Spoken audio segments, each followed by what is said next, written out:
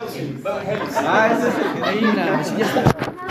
Entonces, bueno, está muy animado de hacer parte de la Iglesia de México. Cuando yo hablé con él tenía 2 semanas como discípulo, ahora creo que ya tiene un mes, quizás. Amén. Entonces, tiene 30 años, está súper animado de venir. Entonces, gracias por los solteros que van a recogerlo en el aeropuerto. Amén. Pero, amén, hermano, entonces ahora vamos a estudiar la Biblia. Amén. Entonces, y antes de reunirnos por regiones, vamos a profundizar en la palabra de Dios. Amén. Eso, vamos. Que lo que ocupe su mente esa noche no sea nada más que la palabra inspirada de Dios. Amén. Que sustituya pensamientos de miedo, incredulidad, de ansiedad, y sustituya los pensamientos por las escrituras que vamos a leer. Amén. Aunque lo que vamos a leer es un poco triste por David, amén, pero es muy inspirador también. Amén. Hoy vamos a terminar. Uy, casi me salió. Hoy vamos a terminar nuestra serie de primera y segunda Samuel. Amén. Hoy vamos a estudiar 2 Samuel capítulo 24, que es simplemente el último capítulo de 2 de Samuel. Contigo, Tulio.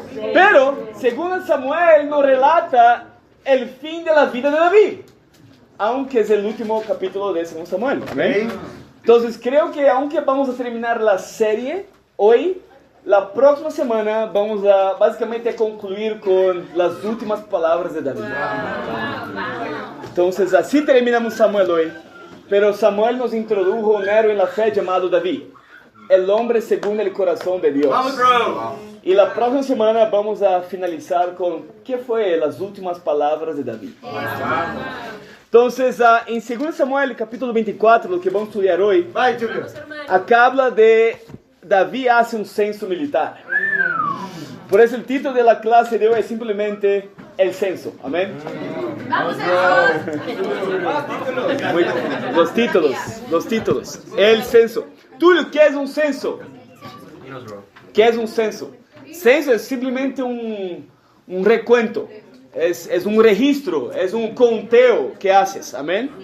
Como si yo quiera hacer un censo acá, yo voy a hacer un censo en la casa de Celia, voy a contar cuántos discípulos hay acá en la casa de Celia. ¿Está conmigo?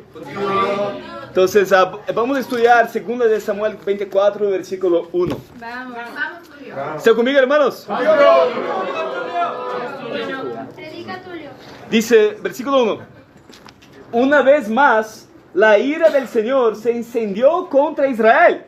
Así que el Señor incitó a David contra el pueblo al decirle, haz un censo de Israel y de Judá.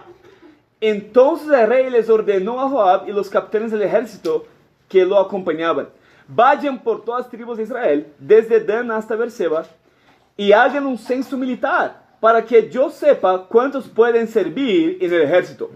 Joab le respondió, que el Señor su Dios multiplique 100 veces las tropas de su majestad y le permita llegar a verlo con sus propios ojos. Pero, ¿qué lleva a su majestad a hacer tal cosa? Sin embargo, la opinión del rey prevaleció sobre la opinión de Joab y de los capitanes del ejército, de modo que salieron de su audiencia con el rey para llevar a cabo el censo militar de Israel. ¿Qué está pasando acá, hermanos? Primero, versículo 1. El versículo 1 es sumamente importante para entender todo el capítulo 24. Dice, la ira del Señor se encendió contra ¿quién? Israel. Y la Biblia dice que el Señor incitó a David. Mira eso. ¿Quién incitó a David a hacer un censo? Dios. La Biblia dice, ¿no? Dios incitó a David a hacer un censo militar en Israel y Judá. Pero, para entender bien esa escritura, mira 1 de Crónicas, capítulo 21.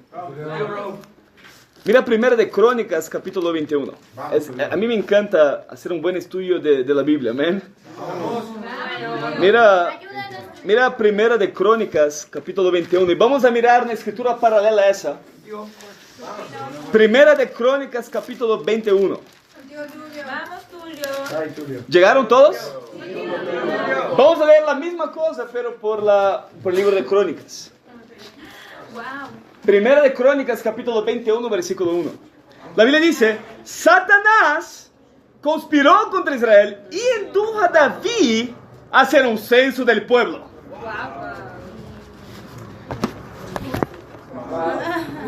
Ya se dio un tiempo para que piense un poquito, ¿amén? Para que pensemos.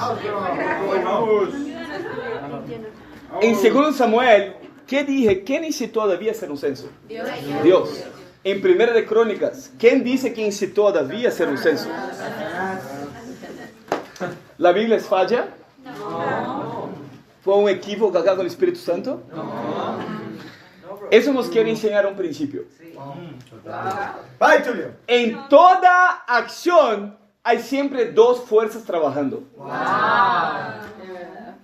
En toda acción en nuestras vidas, la más mínima que pueda parecer, Dios y Satanás están trabajando.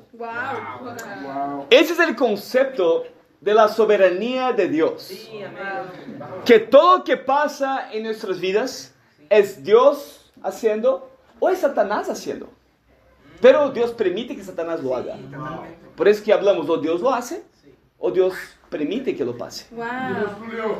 ¿Están conmigo, hermanos? Vamos, Tulio. El discípulo que lleva el concepto de la soberanía de Dios en su corazón, que todo lo que pasa es Dios haciendo, Dios permitiendo que pase.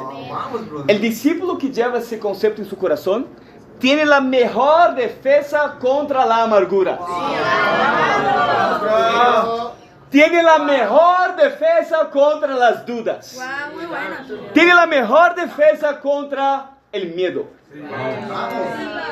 Porque lo que la Biblia nos enseña acá, que siempre que pasamos por pruebas, puede ser, de hecho, Satanás está utilizando esa prueba mismo para derribarte, para ser más amargado, más crítico y abandonar a Dios. Pero en esa misma prueba, Dios está ahí también. Dios está trabajando también para que tu fe brille más. Para que tú seas más parecido con Jesús. Para que esté más cercano al cielo que nunca. Vamos a mirar en capítulo 24 que Dios estaba probando a David por llamarle a hacer ese censo. Y Satanás también estaba ahí para hacer la caída de David y de muchos otros israelitas. Y en esa prueba que Dios estaba dando a David, y Satanás estaba trabajando también, infelizmente en ese contexto, David falla en esa prueba. Y sin duda Satanás estaba intentando derribar a David. Pero toda la situación no está centrada en David. La ira del Señor se encendió ¿contra quién? Israel. Entonces, recuerda, guarda ese versículo 1, es muy importante. La ira del Señor se encendió, sí, contra David, después por haber fallado la prueba, pero Dios estaba enojado con Israel. Y algo importante, entonces, ¿qué David hace? Él hace un censo militar. David hace un censo militar. David había tenido toda Israel unida de nuevo. ¿Y cuál es la tentación de David? Yo quiero contar cuántos soldados tengo. Porque quiero ver qué tan fuerte soy. En ese momento, infelizmente, el censo militar de David era por ver qué tan fuerte él era delante de los hombres. El censo en sí, un conteo, no es el problema. De hecho, el conteo de israelita es un comando de Dios. Tú puedes estudiar después, no vamos a ver acá. Si tú lees Éxodo capítulo 30, Dios comanda a Moisés a hacer un censo. Dice, mira, cuenta todos los israelitas que tienen ahí. De hecho, tenemos un número que básicamente es un censo que se llama Números. Tenemos un libro de la Biblia llamado Números. ¿De qué se trata el libro de Números? Bueno, es el Números es el libro favorito de Miguel, amén, que estudió matemática. Como un buen matemático le encanta el libro de Números, amén. Y simplemente Dios ordena a Moisés hacer un censo. Y Moisés hace un censo al inicio, cuando sacó el pueblo de Israel, y al final también él hace otro censo. Si tú ves Salomón, cuando empieza su reinado, él hace un censo también. Los dos fueron por orden de Dios. Entonces entendemos, hacer un conteo, contar cuántos discípulos hay, contar cuántos soldados tenemos, no es el problema. El problema está en el versículo 3 de 2 Samuel capítulo 24. ¿Están conmigo, hermanos? El censo en sí no era pecado. Miramos eso, Moisés y Salomón, y Dios mandando a ellos hacer el censo. ¿Cuál fue el problema acá? Mira versículo 3. Joab, como recuerda de Joab, que Joab mató a Absalón contra las órdenes de David.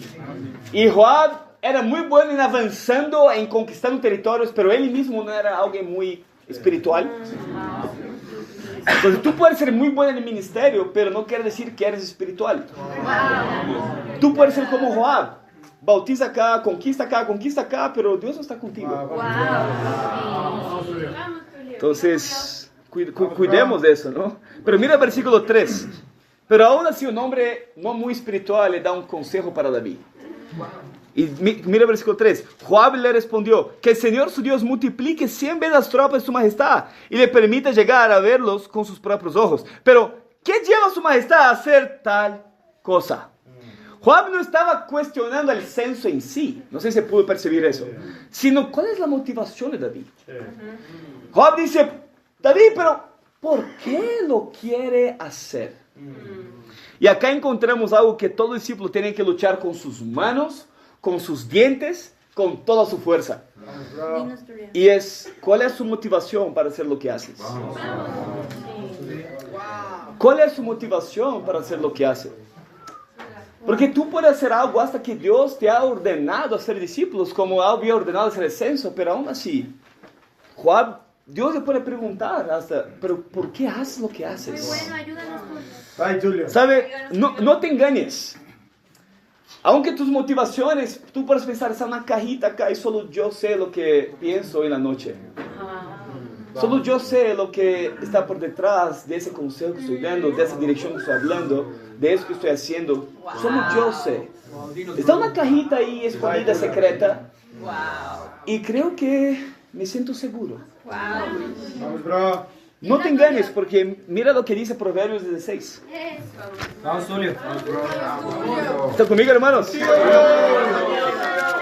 Proverbios 16. Mira versículo 2. ¿Llegaron, hermanos? Proverbios 6, versículo 2. Dice, a cada uno le parece correcto su proceder, pero el Señor juzga los motivos. O juzga las intenciones. Muy bueno. Si tú lees capítulo 17, versículo 3 de Proverbios, capítulo 17, versículo 3, 17, versículo 3 dice, en el crisol se prueba la plata, en el horno se prueba el oro, pero el corazón lo prueba el Señor. O sea, no te engañes. Dios tiene los ojos muy atentos a nuestras motivaciones. Nuestras motivaciones son extremadamente importantes a los ojos de Dios. Y vemos a un hombre que no era tan espiritual, Joab, diciendo a David, David, ¿por qué que quieres hacer un censo? ¿Por qué quieres numerar los soldados de Israel? David, a mí me encantaría que tú tuvieras 100 veces más soldados y pudiera vivir el día en que llegara muchísimos soldados. No era que, es interesante, no era que Joab no quería que David tuviera un gran ejército, pero la cuestión era, David, ¿por qué lo haces? Y hay una cierta especulación, no quiero decir que es eso, pero si tú estudias el contexto acá, capítulo 24 es después de Betsabé, la conspiración de Absalón, la conspiración de Sabá. Y hay muchos motivos del contexto que podemos inferir eso. Primero, que cuando él habla para hacer un censo, David, él envía a sus comandantes para ir a todo Israel y contar los soldados. En aquel tiempo, si tú estabas en guerra, tú no podrías enviar su mano derecha de ejército para quedar fuera 10 meses, un año. Por eso muchos comentaristas piensan, sin duda, eso fue después de la guerra, el conflicto con Absalón y Sabá. Y también, antes de Betsabé, el profeta que reprendía a David era ¿quién? Natán. Pero acá ya no está Natán, acá es otro profeta llamado Gad. Entonces hay algunas pistas que podemos inferir de que acá, capítulo 24, es después de Absalón, Sabá, Betsabé. ¿Está conmigo, hermanos? Sí. Entonces imagínate David en ese momento. Después de todo el drama de su pecado con Betsabé. Después de la violación de su hija Tamar, el asesinato de su hijo Amnón. La conspiración de su hijo Absalón. La conspiración después de Sabá. No sé si recuerdan eso. Después de tanta guerra, después de tanto dolor, después de tanta tragedia en su vida, ahora David llega un tiempo de paz en Israel. Israel está unida de nuevo. Y quizás David pensó, por una cierta inseguridad de todo lo que pasó de guerra, ¿sabes qué? ¿Cuántos soldados tengo? ¿Cuántos soldados tengo? Entonces, solo para dar un poquito de contexto de quizás qué estaba en el corazón de David. ¿Tú lees exactamente eso? No puedo decir que sí. No puedo decir que sí. Puedo decir por especulaciones del contexto de la Biblia. Pero muy probablemente fue uno de los motivos de por qué David quiso hacer un censo y por eso que él falló en la prueba porque él hizo el censo, él cayó, él no debería haber tenido esa mala motivación, porque ya miramos que el censo no es el problema, era la motivación de David. Y quizás justamente él pasó por tantas cosas difíciles que él quiso sentirse poderoso por un momento. Y que las personas sepan que él es poderoso, para que piensen dos veces antes de empezar otra conspiración. ¿Sabes? Interesante, hermanos, números, ¿no? Son neutrales. Sí. Algo tenemos que entender. Números son neutrales. Hay personas que van al extremo de números. Ay, ¿por qué que habla de 5 bautismos? ¿Por qué eso no habla de bautismos? Números es horrible. No, números son neutrales. No son ni buenos. En verdad, números pueden ser muy malos. O pueden ser muy buenos. ¿Por qué que Dios pidió para Moisés hacer un censo? Contar. Moisés, ahora que te libré de Egipto, quiero que cuente cuántos fueran. Porque imagínate, si las plagas, si tú escuchas que las plagas, wow, Dios salvó increíble Israel de Egipto. Fueron 2 israelitas que estaban enfermos y consiguieron huir de Egipto. Mira qué grande salvación. Es como, wow, amén. 2 personas importantes, amén. 2. Pero es diferente cuando tú hablas, ves en Números 1 y Moisés dice, tenemos 630 y algo mil soldados, solo hombres, sin hablar de mujeres y niños, que llega a una salvación de 2 millones de personas y que nadie levantó una espada. El censo que Moisés hizo, que Dios lo pidió hacerlo, era para dar gloria a Dios. Vamos, bro. El censo de David era por su inseguridad. Para dar gloria quizás a él mismo. ¿Sabe, hermanos? Yo quiero preguntarte, ¿por qué haces lo que haces? Pregúntanos, Tulio. Hay personas que, es interesante, hermanos, ¿sabe? Tenemos que tomar mucho cuidado con esas motivaciones. Vamos, bro. Y toda acción externa empieza, como todo lo que Dios quiere que haga para Él, Dios quiere que tú empieces en tu corazón. Entonces, quiero animarte, hermanos, que cualquier cosa que Dios te llama directamente para hacer, o tú recibes un discipulado, un consejo, que tú ves, oh, Dios me está llamando a eso. El primer lugar que tú tienes que trabajar es en tu corazón. Es en nuestras motivaciones. Si me están llamando a hacer un líder de la bíblica, wow, que yo veo que no esa persona es Dios, la primera cosa que quiero trabajar y pensar es, ¿por qué lo voy a hacerlo? ¿Por qué lo voy a hacerlo? Y si es para glorificar el nombre de Dios, gracias a Dios, de glorias a Dios. Pero si no es, uy, ahora me siento más validado, ahora me siento más amado. Y como líder recibo poquito más de atención quizás. Recibo más reconocimiento. Uy, yo quiero liderar porque así personas me pueden ver más. Si es eso, cuidado. Porque Dios prueba nuestras intenciones. Y como líderes, hermanos, todos hemos fallado, hermanos, en tener malas motivaciones. Todos. David, el hombre según el corazón de Dios, ha fallado. Entonces, si tú estás acá y has luchado con malas motivaciones, eso te hace parecido solamente con David. Entonces, y aún así David fue conocido como el hombre según el corazón de Dios. Porque David, aunque fallaba, él siempre se arrepintió de su pecado. ¿Están conmigo, hermanos? Entonces, quiero animar a todos. Acá es una reunión de líderes y todo empieza en nuestro corazón, hermanos. Todo viene de la manera en que ves las cosas. Entonces, yo quiero animar a siempre ver con ojos puros. Amén. Y vamos a seguir leyendo acá, versículo 8 de 2 Samuel, capítulo 24. ¿Están animados, hermanos? Segunda de Samuel, capítulo 24, Ay, Tulio. versículo 8. Contigo, Tulio, vamos. Vamos a leer acá. Versículo 8. Dice, al cabo de 9 meses y 20 días, y después de haber recogido todo el país, regresar a Jerusalén. Acá, ¿quién habla de ellos? Los comandantes de David. Por eso dicen, es imposible que David fue en el tiempo de Absalón, porque tú nunca vas a enviar un comandante para ir a una expedición por 9 meses y 20 días. Y ese fue el tiempo que llevó para hacer el censo, hacer todo el conteo de los israelitas. ¿Están conmigo, hermanos? Versículo 9 dice, Joab le entregó al rey los resultados del censo militar. En Israel había 800,000 hombres que podían servir en el ejército, y en Judá 500,000. Entonces le remordió a David la conciencia por haber realizado este censo militar. Y le dijo al Señor, he cometido un pecado muy grande. Espero que quizás si tú has tenido más motivaciones, tú llegues a ese punto de David, versículo 10. He actuado como un necio. Yo te ruego, Señor, que perdones la maldad de tu siervo.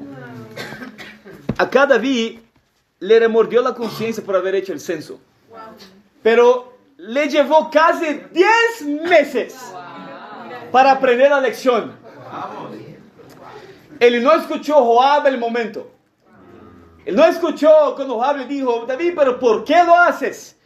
Pero el versículo 4 dice, sin embargo, la opinión del rey prevaleció sobre la opinión de Joab. ¿Sabe, hermanos? Es cuando no escuchamos discipulado, cuando escuchamos corrección o consejo, vamos a empezar a vivir una vida de la manera que queremos, pero va a venir un sentido de vacío tan grande. Porque la libertad no está en hacer lo que quieres. La libertad viene por hacer lo que no quieres. Eso es libertad. Eso es libertad que Jesús vino a traer a nosotros. No, yo soy libre de hacer lo que quiero cuando quiero y ya. Eso es libre. Okay. Tú vives así porque tú eres incapaz de hacer lo que no quieres. ¿Sabe, hermanos?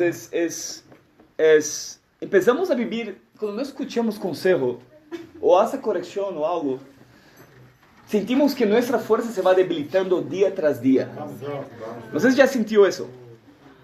Hasta que llegamos al punto de David decir, ¿qué es lo que yo he hecho? Y quizás yo creo que en ese momento, quizás David se recordó de las palabras de Joab 10 meses atrás. Y David dice, he cometido un pecado muy grande. Miren Proverbios capítulo 15, rapidito. Proverbios 15. Contigo, bro. Muito bom, irmão. ¿Sabe? Uno de los llamados para nosotros, sin duda, es examinar nuestras motivaciones. Sí, vamos. Pero también buscar humildad. Ese era el primer punto, ¿no? Examinar las motivaciones.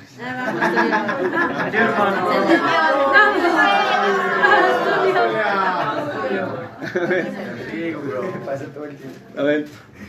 Segundo punto.